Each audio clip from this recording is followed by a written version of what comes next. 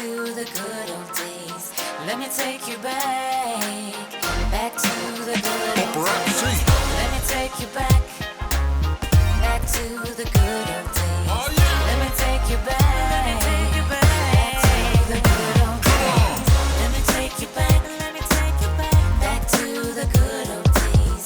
Let me take you back to the good old days. Let me take you back to the good old days. Let me take you back to the good old days.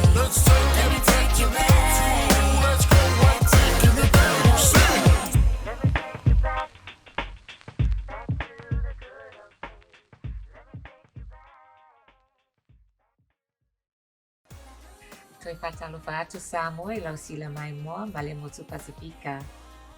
Nisa Bolaginaka ke wani sakanau I kanda mai viti. Tina koutou, kia ora mai tātou katoa. Welcome everyone to Talanoa Tupe. This is a show where we bring to you amazing stories of successful Pacifica people. We are joining you today from the largest Polynesian city in the world, Tamaki Makaurau, also known as Auckland or Aokilani. Our guest today is Misa Tovia Va'aelua, who is one of the most prominent Pacifica figures in the IT industry. He is the chairman of Pacifica in IT and the general manager of leading tech company Rhipe. Misa spent 14 years at Microsoft, including 10 years at Microsoft in the Philippines. Talofa lavalo whionga Misa, thank you so much for coming on the show. Talofa Tupe, and thank you for having me. It's really great to be here. We've got a lot to cover in this interview, and there's a lot of similarities, I think, between your family and mine, given that we've both spent a significant chunk of time in Asia. Yeah. But first of all, let's go back to your family and your roots. What was it like for you growing up in your family, and what are some of the things that you bring from your upbringing that you carry with you today? Growing up in my family, I'm one of 6 siblings, and so 5 boys and 1 girl. And when we arrived, like most families, we landed in central Auckland, so we lived in Grey Lynn. And we moved in with my father's sister, who was an interesting figure in herself. She was a Samoan teacher who moved to New Zealand because she saw that there was promise, or there was a future here, and then she joined the Royal New Zealand Air Force, and she became a flight sergeant, and so she took us in, and our journey within Aotearoa began from there. So, like, how long did it take you to adjust to life in New Zealand, and like, how do you feel about your connection to New Zealand? I moved here when I was still very young, and it's interesting because when you mention to people that, well, I was only 6 months old when we moved to New Zealand, people quickly assume, oh, so you're really a New Zealander, or you're Kiwi through and through. But there's an element there that is the untold story of our upbringing, where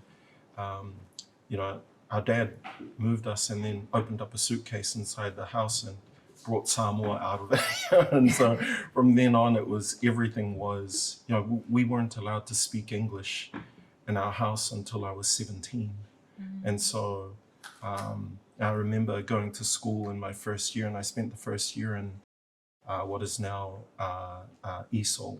And so I had to spend a year trying to learn English because, everything I knew was in a Samoan context. And even now, a lot of the things that I think about, or the way that I think about things, is in a Samoan context. So there is that challenge there of being part of or living in a country, whereas the thinking dynamics are really, something totally different. So.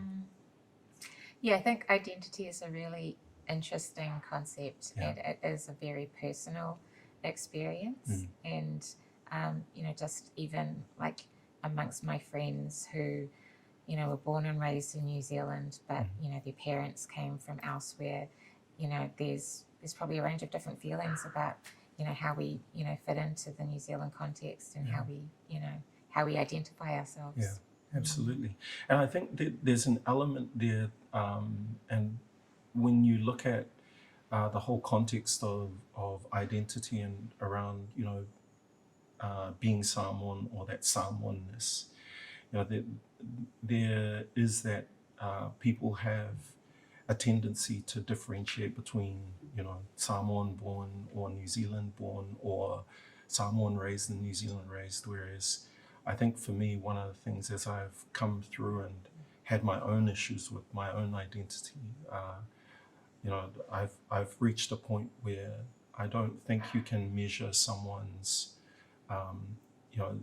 the amount of someone's identity as to whether they affiliate themselves with someone based on, your half or your quarter, your 1/8 or 1/16. I don't think that is an accurate construct to try and identify people, right? And it is an interesting conversation because it gets people sort of, everyone has an opinion around it, but I guess it's just where I sit. Yeah, so. I'm like nodding my head vigorously because like I really have an allergic reaction when someone says I'm part something. Yeah. Like, Yeah. no. Well, it comes down to the whole blood quantums thing, right? Yeah. Where that whole, people trying to come up with a structure to explain something that is so fluid and so flexible, where, and I remember writing an article, which spoke about my own experience, and the title was Not Samoan Enough. And when you look at, people, their identity was about, I'm not quite Samoan because I don't speak the language. And here I was, I look Samoan, I speak the language, and, I knew the protocols. I could, do things like, folofolo sua, that, and all the things that any Samoan raised male could, what was required of a Samoan raised male. However, I still didn't feel Samoan because the bar was set differently in our family. All of my brothers were all carried the traditional tatau, the tattoo from the hip all the way down to the knees, and yet I wasn't. And so there was that categorization of he's different. and so I had to work through that journey myself of trying to understand, am I really Samoan? And so then, my realization came to a point when I realized that actually my Samoanness isn't determined by the amount of blood or the amount of ink that's on my skin. It's determined by the way I walk the culture. And it's the way I speak the culture as opposed to speaking the language, which is two totally different things. Wow. Yeah. I just find that so encouraging. But I mean, at the same time, that's, that's a really deep insight that even someone who speaks the language fluently, even someone who knows the culture has those feelings of inadequacy. And I think that is like a really big encouragement to those of us who were born outside of Samoa and who have the desire to learn, but haven't had access to the language, haven't had access to all of, the different customs. It is universal for people who, as the world shrinks and people move from country to country, I think there's going to be an understanding that needs to start to happen that we are part of something that's greater than ourselves, and we have to recognize that in others as well. So, It is, universal. So can you tell us a bit about your tatau journey? Yeah. And I know this is something that you've talked to my husband about, who is, considering getting his traditional tattoo done. You had some really good advice for him because, he was, opening up to you about some of his feelings of inadequacy. And what would you say to anyone who feels that they are undeserving? I think my first piece of advice would be to run away. I was like, people go, I'm very upfront about the whole process. It's painful, and people are like, it's really great. I was like, no. Let's be clear. It's really, really sore. So, but I mean, uh, uh, when I think it's a challenge for a lot of people, and even for myself. And there were a whole number of reasons as to why I decided to embark on that journey. But I think the question always comes back to, at what point will you ever be deserving? What else do you have to do to feel like you actually deserve it? Because in my personal belief, I don't think one ever actually deserves to carry the tatau. And I think that is the journey. That is the journey, is, the darkening of your knees, as we refer it in Samoan, is the beginning of a totally different journey for a lot of us. And for us, we don't talk about a journey of Samoa. We talk about your life journey. For some of us, it happens early. The tatau journey happens early. For some of us, it happens midway through, like myself. And I do know of a gentleman who had it when he was 71, in the twilights. And so that journey for each person is going to be different. My youngest brother got it done when he was 16. If he had his way, he would have had it done in 14. It took me 25 years to actually gather up enough courage, to be able to get it done for myself. But I think there's always the question around, do I deserve it and do I not? And I think that was the conversation we had. And if, once you realize that none of us, including myself, including everyone else, none of us actually deserve it. We take it on knowing that this bonds us to a life of servitude, not just for us and our Samoan community, but for any community that we serve in.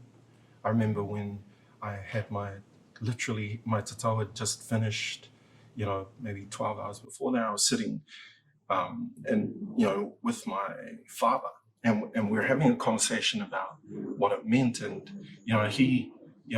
he explained to me that the markings on my skin didn't belong to me, but it belonged to the people around me. And we were living in Manila, so it didn't belong to Samoans or anyone like that. It belonged to the Filipino community that we were living in, because that's who I was called to serve.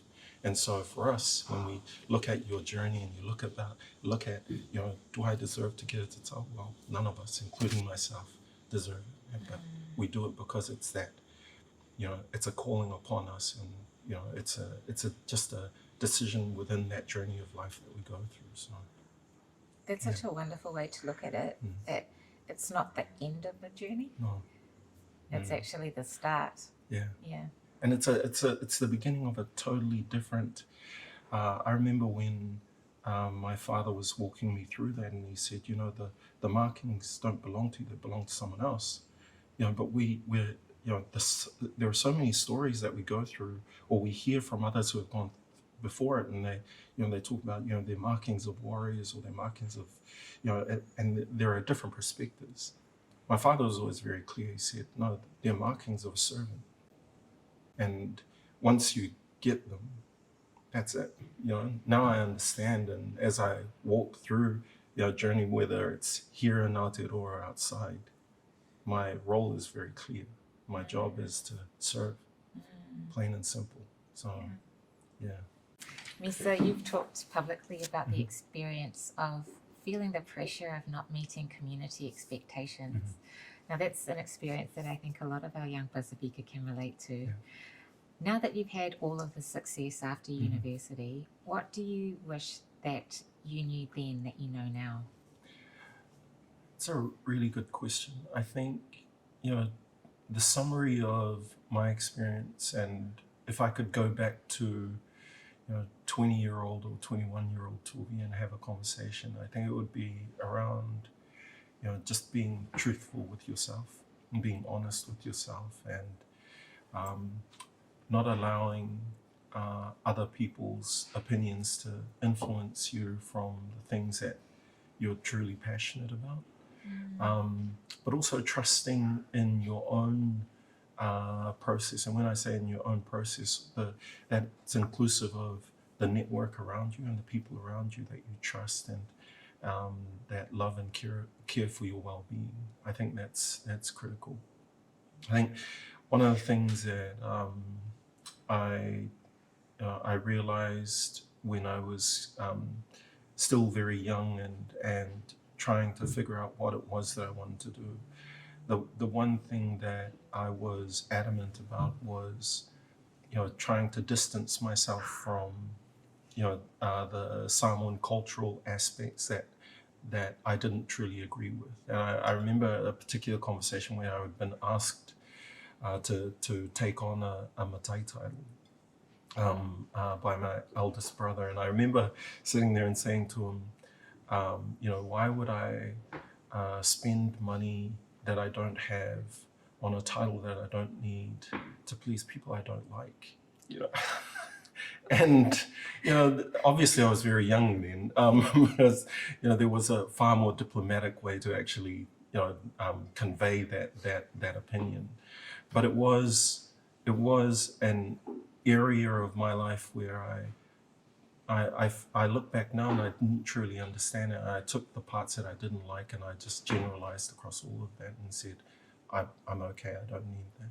I look back on it now and I think I would encourage, young Pacifica individuals to truly take a good look at what the both the pros and cons of our culture, because no culture is perfect, and then being able to embrace the richness of that and celebrate that in every step or every part of your journey, especially being here in New Zealand where we have an amazing opportunity to be able to contribute in every area, every industry, etc. So, yeah.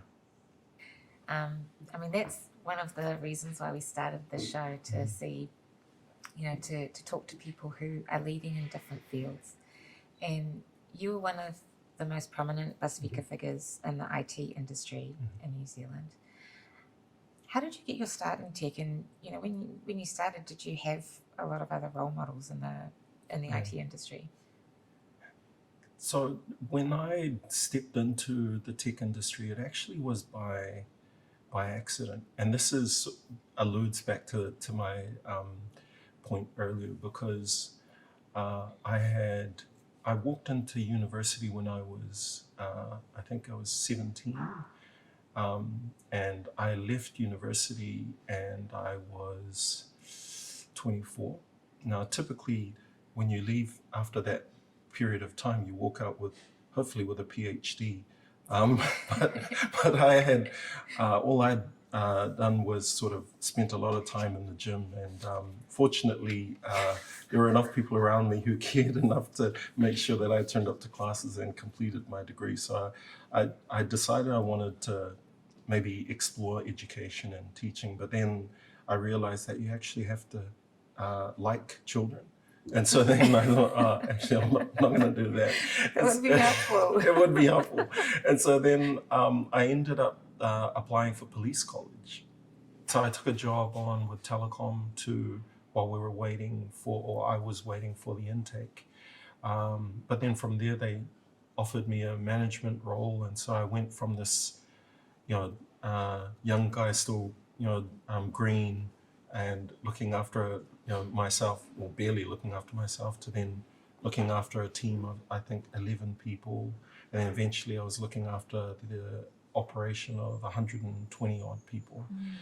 And then from there I moved into Datacom, which is New Zealand's largest privately owned technology company. And then moved from Datacom to Microsoft, where I stayed for I think just over 14 years, and then before moving to Rhipe, where I am now. So, It's a pretty meteoric rise. Yeah.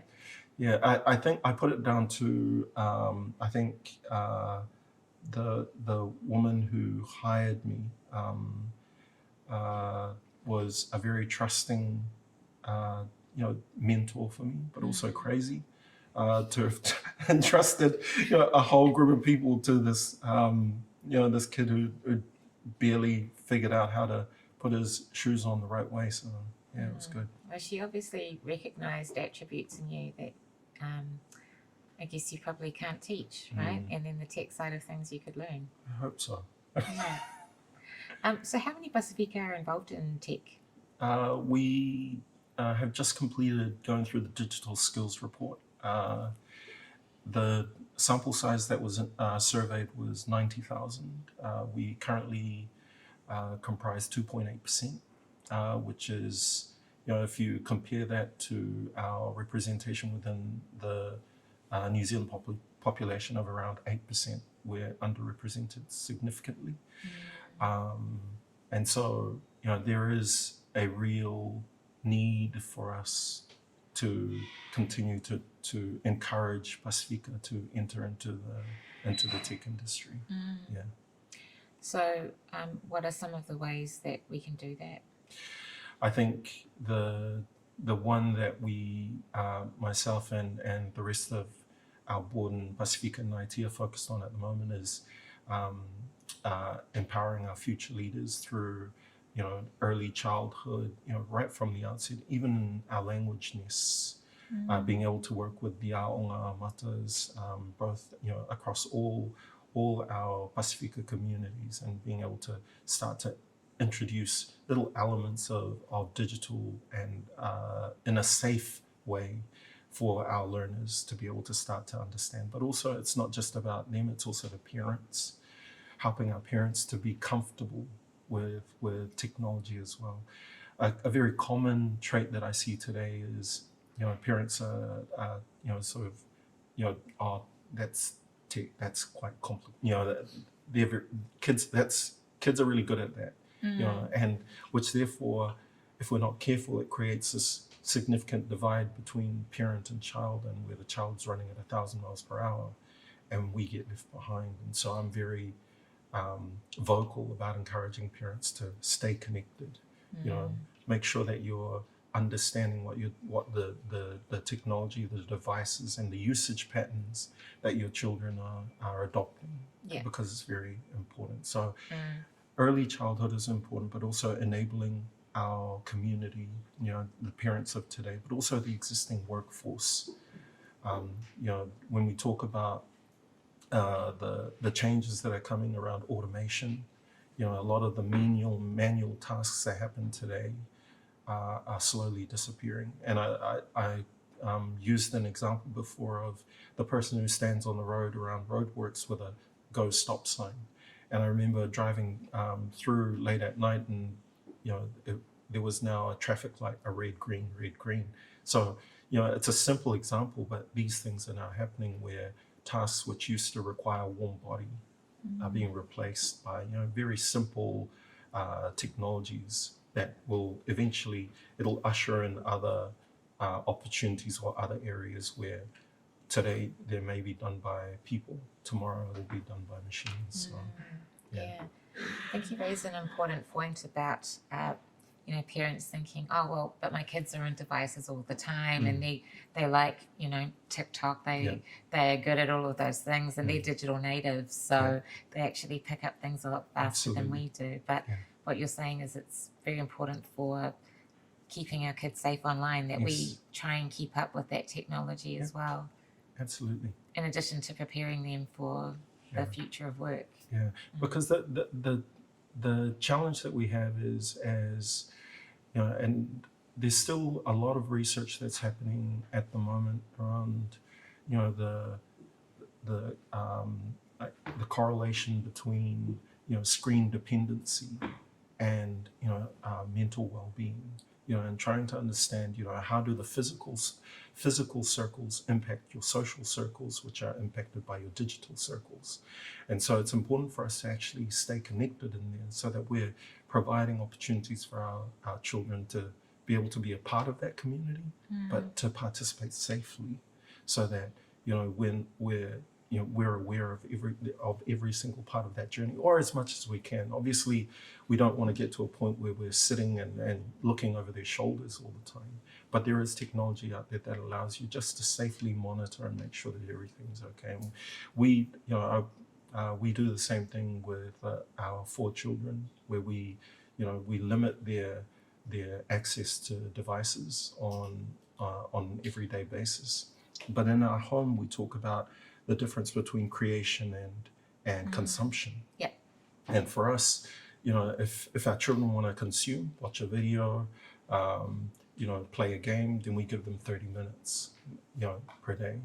But if they want to create, you know, whether it's building a PowerPoint, you know, building something on, you know, Construct 3, Unity, any of those digital platforms, then they can have at it. That they're more than welcome to.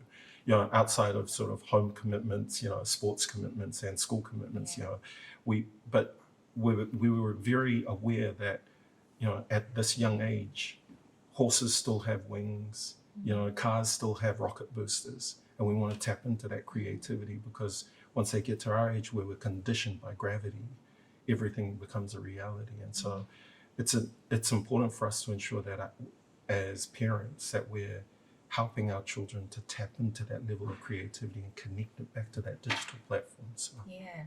Yeah. I think it's really important to make that differentiation. absolutely. Because we try and limit the screen time as well, and then it's like, oh, hang on, wait a minute, they actually need need that time to create and for projects and you know, to do schoolwork and stuff like that. Yeah. So yeah, that's a really useful way of thinking about it. So what advice do you have for you know, young Pacifica kids who want to you know, be creating apps, who want to you know, get involved in the tech, like in tech as a career? Yep. One of the things that came out of the digital skills report, which was released just a couple of months ago, was the declining interest or uptake in technology subjects within secondary school. You know, and hence the reason why, you know, I'm very vocal, and I'm a big advocate for encouraging our children, you know, our learners to be a part of that. And so I think from an individual student perspective, I think it's important for our kids to recognize that there are, you know, there's value in being able to engage in those technology subjects. If I can use an example, I spent some time with a lovely lady named Leanne, you know, Palangi sister out in Manurewa High School. And she controls the maker space out there. And what she shared with me was, you know, part of the challenge as to why students or learners don't engage in technology is because today it's ones and zeros. It's coding language, but there is no correlation between that digital and physical. In the maker space, they have a CNC router, a laser cutter, a 3D printer, and what they do is they take that code and convert it into real objects. And those real objects are then taken by the students and sold in the school market. You know, and so now they can actually see, oh, my digital tapping actually leads to something else, and it's allowing our learners to see that journey where it's not just sort of in the ether. There is a reality behind tangibility around, you know, the actual work that they're putting in. And so that, I believe, if we as educators do a better job of helping our learners to understand there is a physical outcome, I think that's the part where that's where we'll start to see, you know, our Pacifica individuals getting involved. So with the success, you know, that you've experienced, and you know, you were able to, you know, have a very nice lifestyle for your family, and still with all of the experience and all of the success, you've had an experience with the ethnic pay gap. Can you tell us a bit about that? I had, you know, an experience where I was made aware, and not, you know, it was by a peer within the same team that they called out and said, oh, you know, you made a comment, and I was a little concerned because I didn't know whether you were joking, but if you're not joking, you need to actually go and check this out, because, you know, you're getting paid a number of layers lower than the rest of us. And that was quite a shock for me, because you know, I came in bright-eyed, bushy-tailed, and you know, anything goes, we make it happen. And then to then discover or find out that there was that disparity, I think that raised, not only a concern, but also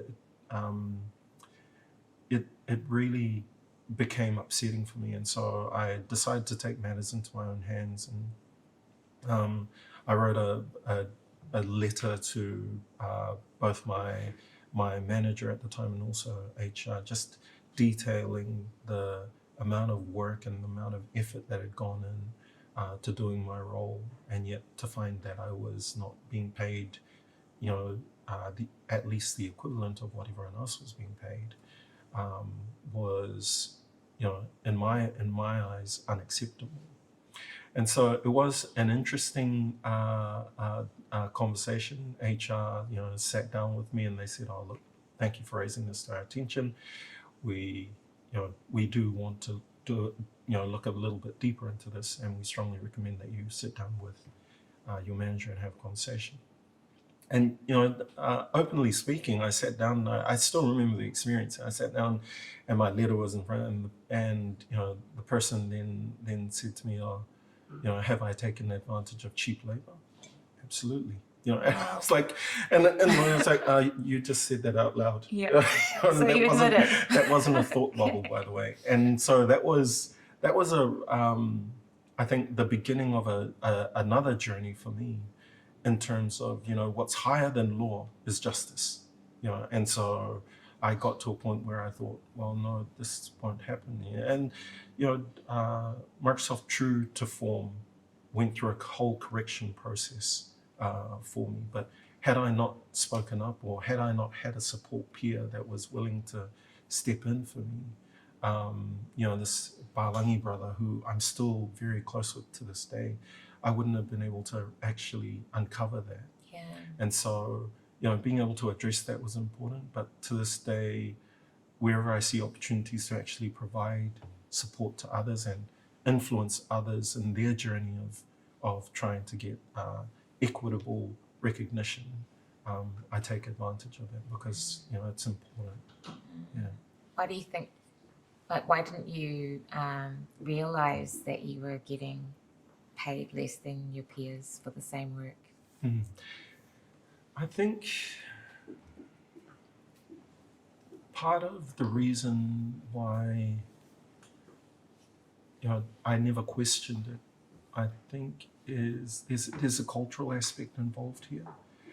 And that cultural aspect of, and this is the part where I say Filipinos are so similar to Samoans, because, or Pacifica people in general, is you go in and and someone puts an offer in front of you, and you sort of, "Oh, thank you, I'm just grateful. I'm just grateful to receive this." And then you go out and you sit in the car and you complain. It's like, what? And instead of actually, and you miss that opportunity to actually engage and to be able to and call it, being non-confrontational, but I think it's a little bit deeper than that. I think there's this whole, at least from a Samoan perspective, winga tau sa'afia, anga malu, that being humble and very lowly. Whatever you're given, be grateful. But if you don't challenge and say, is this truly what I'm worth? And being willing to have that conversation, you then, you miss that opportunity, but you also come away and you become resentful, right? Yeah. And so for us, it's, or anyone in that situation, it's the ability to actually, question and be willing, be bold, be brave, to be able to question and ask, is this truly what I'm worth to the organization? Now, people then say, but how do you do that? Well, part of that is you actually doing the research. There's payscale.com. There's a whole number of sites today that allow you to tailor your role to get an understanding of what the market rate is. Once you understand that, and it's information, knowledge, education. Once you get all of that, you can have a conversation with conviction. Yeah. Whereas going in and saying, "Oh no, I'm worth 10 times that," it's like, well, thanks for coming. It actually has to be based on something, Yeah, absolutely. not just a feeling. Yeah. Yeah, but I think you raise a really important point, because what you were describing before sounds like, a really nice lifestyle. And especially in comparison to, maybe other people in our community. Yeah. So, of course, you would feel grateful if you're comparing yourself to other people who are not working in the same industry. But when you're going into that for your own salary, which is benefiting, your immediate family, but also other people in the community, I think you do have to be basing that on people who are doing the same job as you. Yeah. And when we get to a point where we're able to speak with conviction around what we truly believe our value is, I think what that also does is it takes into account the fact that you're willing to celebrate who you are as an individual and the true value that you. I remember I'll use an example of having a conversation with one of the Pacifica sisters, and we were talking about this role that she was applying for, and I was saying to her, "Wow, that's really exciting. I can see you actually doing that role." Problem was, when you looked at her work history, her work history didn't quite align to what they were looking for. However, if you looked at her volunteer history, totally different. Yeah. Because she was on volunteer boards, around technology, voluntary boards around education and school, voluntary boards around, not-for-profits and charities, where she was in director. But, and I said, this is part of the challenge. You need to celebrate not just this aspect, but actually bring across the other pieces, which still do make sense, and they do have value. They have a value to your entire self as an individual. And so I think that also is an aspect that we tend to underrate or we don't value, because we perceive that it's not valued by others, but we have to include that as part of the entire conversation. So.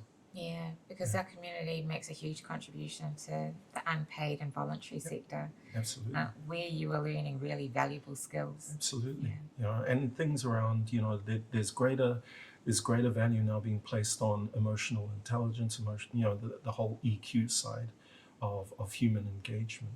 And a lot of that doesn't necessarily always happen in the workplace. It happens in the voluntary space, most definitely, where you're having to learn how to bring people, to provide that discretionary effort, when they're not getting paid.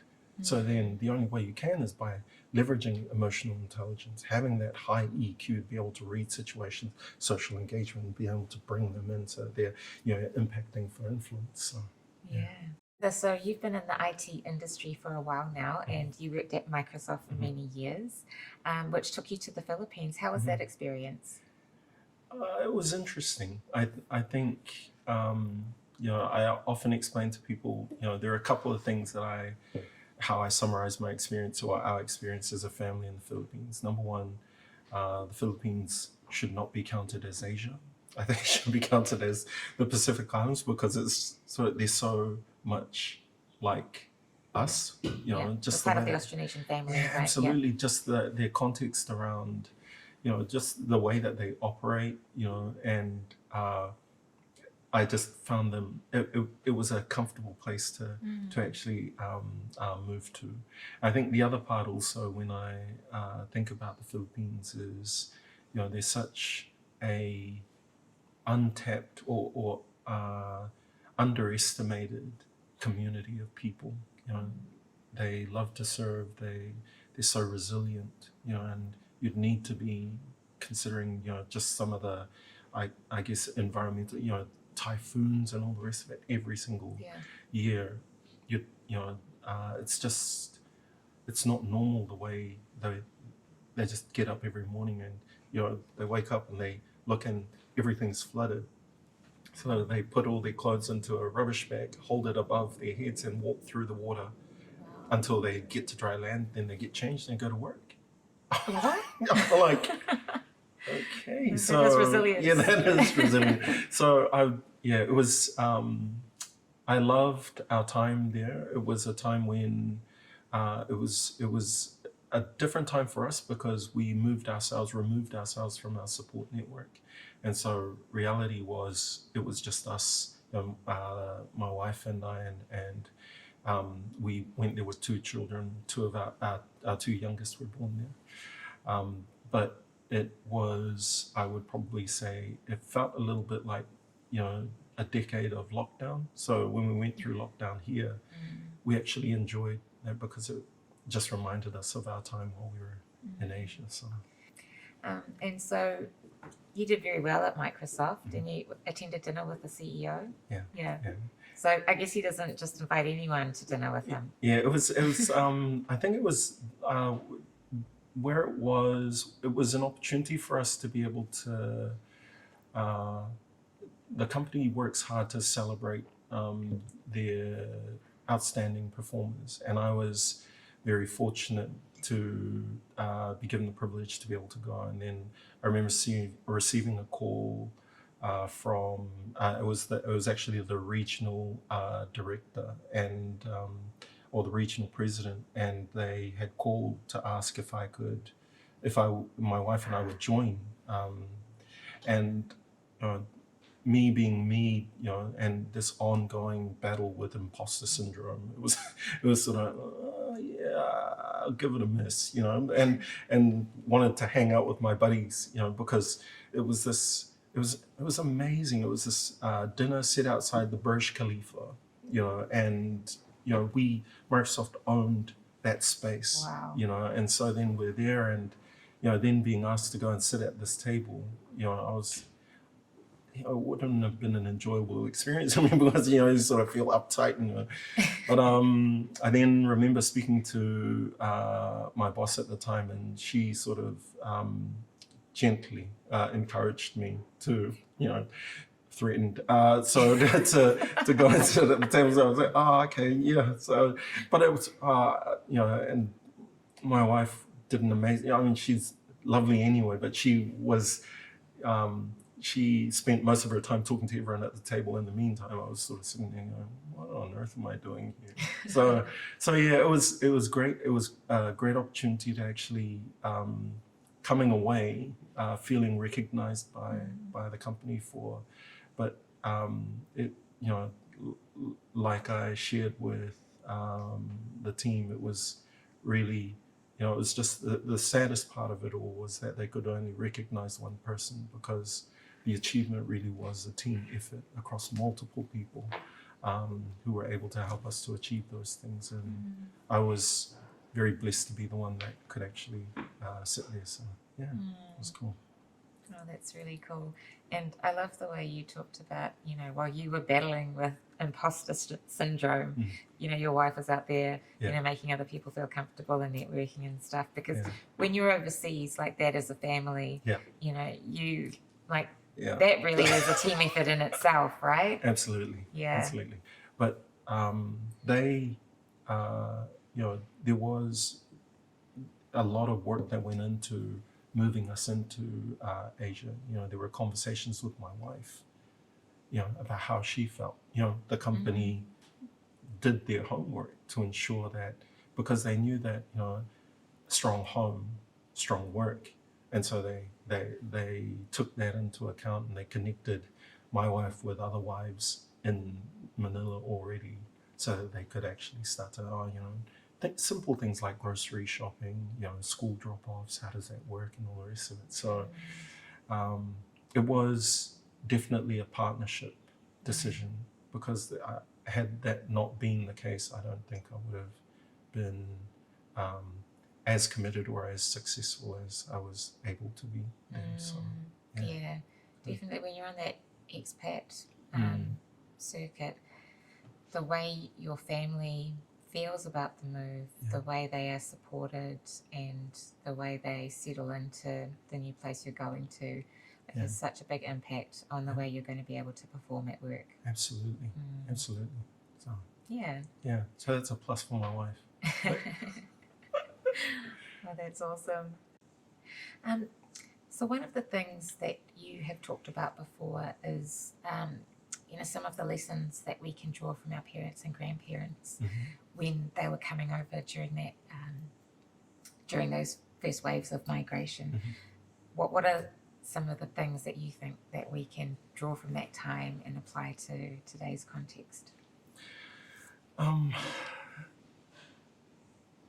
The story of my parents leaving Samoa is a very emotional story, and I say it because in the context in the Pacifica context,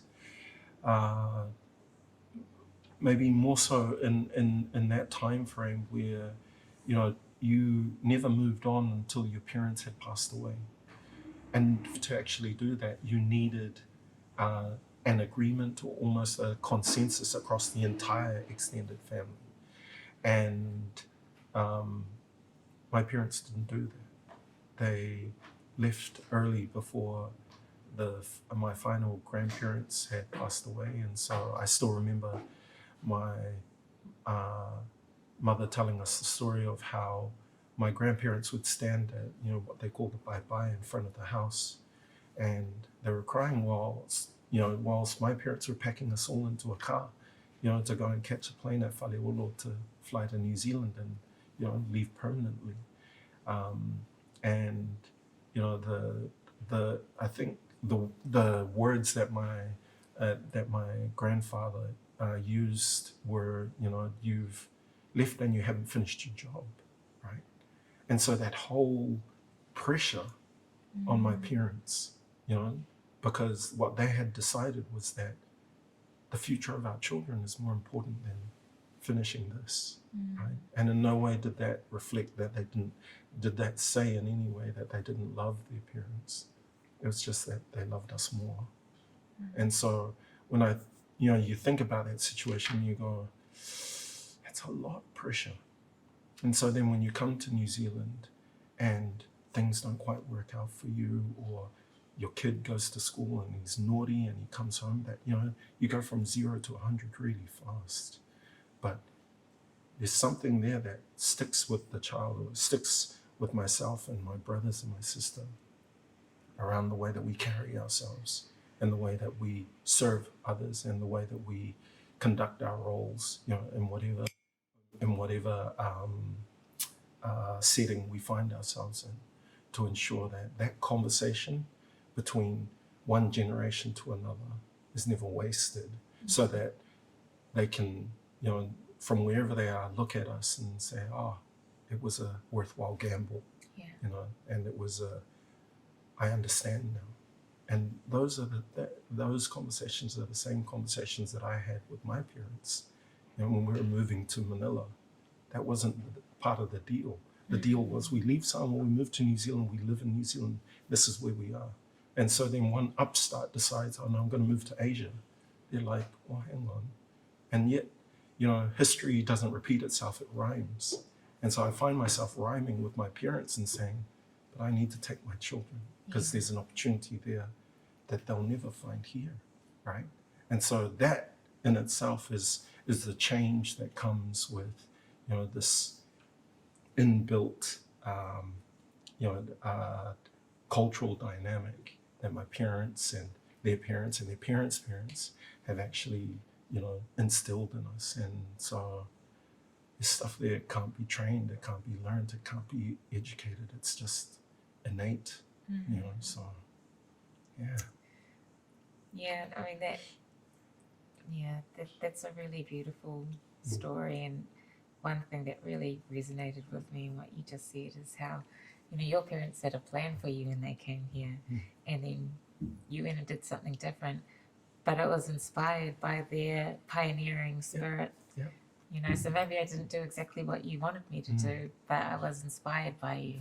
And that whole aspect around who we are as a people. When I remember I sat with my uncle, who's now I think 68, and I was talking to him about, he's a minister now in the church in Western Springs, Va'atai, and we were talking about his first job as a bus driver.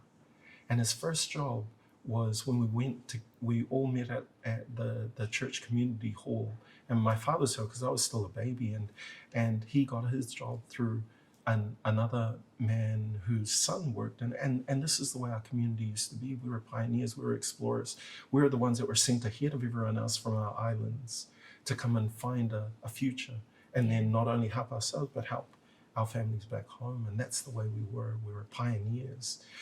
But when you look at that whole journey of pioneer, settler, and town planner, we then transitioned to settler, and the conversations aren't about, hey, let's find a job for so-and-so's nephew, or find a job, or hey, we're looking for data scientists here, we're looking for an AI specialist around there. It's now, wow, my son's done really well. And the conversations are different now. We've settled. And I feel there's a part of us that needs to go back to that pioneering spirit, where we are looking beyond the typical jobs that we find ourselves in. You know, we're looking beyond the typical industries where we get involved. And we're actually challenging ourselves and our children and next generations to say, why couldn't you become a data scientist? Why couldn't you become an automation specialist? We're looking for so many people who can actually come in and talk about this innovation that's not possible unless we have everyone involved and everyone bringing a different aspect or a different dynamic to the solution table. So, yeah. Awesome. Yeah, I like that. I think another word for what you're describing is we need to hustle a bit more. Yeah, absolutely. Absolutely. Yeah, for ourselves and our community. Yeah, and I think, you know, one of the conversations I've raised in the past in a number of think tanks is this whole notion of innovation. When you talk about innovation, you talk about innovation by either ideation or necessity. Ideation is great because innovation creates new products, new markets. Innovation by necessity is when you have nothing. You know, you've barely got 2 coins to rub together, and so you have no choice but to innovate and to create something. And I think, you know, there are so many Pacifica communities that have innovated based on necessity, that can actually contribute at the table and actually talk about, what did you do here when you had nothing? How did you cope with this? And be a part of the solution as opposed to sort of sitting back and letting someone else create the solution for us. I think there's an opportunity and there's almost an obligation on us to actually be able to sit down and say, when we migrated here, what were we doing? How did we live? What did we make sense of? And so those conversations are still, there's very few of them, but I think the more we become more comfortable in our skin and realize that there's a place for us at the technology table, I think those conversations will become more frequent and more prevalent. Yeah. So. Awesome. I think that's a good place for us to switch now to our quickfire questions. Oh no. Okay. So what movie can you watch over and over again and never get sick of? Zoolander. Is that Blue Steel? And can Magnum. you give us a demonstration? No. Okay, so what actor would you choose to play you in a biopic of your life? Ben Stiller. I had a feeling that was coming. If you had to do COVID lockdown again in any country in the world, which would it be? Samoa. Oh, yeah. Yeah, that's awesome. If you could choose any superpower, what would it be? Time control. Yeah. So I could sleep longer. That's fine. Okay. Yeah. Speaking of time control, Yeah. if you could go back and give your younger self any advice, what would it be? I think it was, Pizza Hut. Work hard, be good to your mother. Yeah. Nice. Yeah. Okay. Oh, look, thank you so much, Misa, for today's conversation. I really learned a lot from your journey, and I'm sure that our viewers have as well. And I think it is really important, as you say, to keep having those conversations, to keep that pioneering mindset. Absolutely. And to prepare our children for the future of work. Thank you for having me. I really, really appreciate it.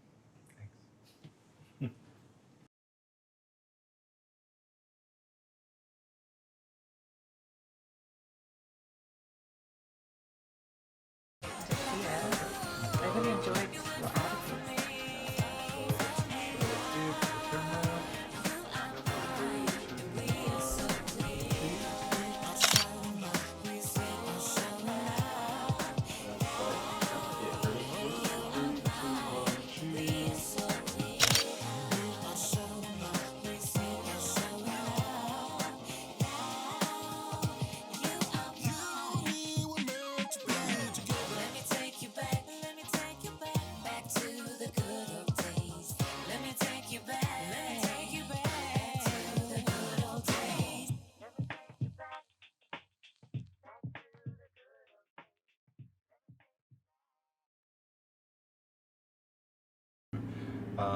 Datacom, which is the largest privately owned tech company here in New Zealand. And then, Can we just have a pause? Sorry, because that helicopter was really loud. okay, just let me know when I can start. Yeah. Can I start now? Yeah. Oh, okay, cool.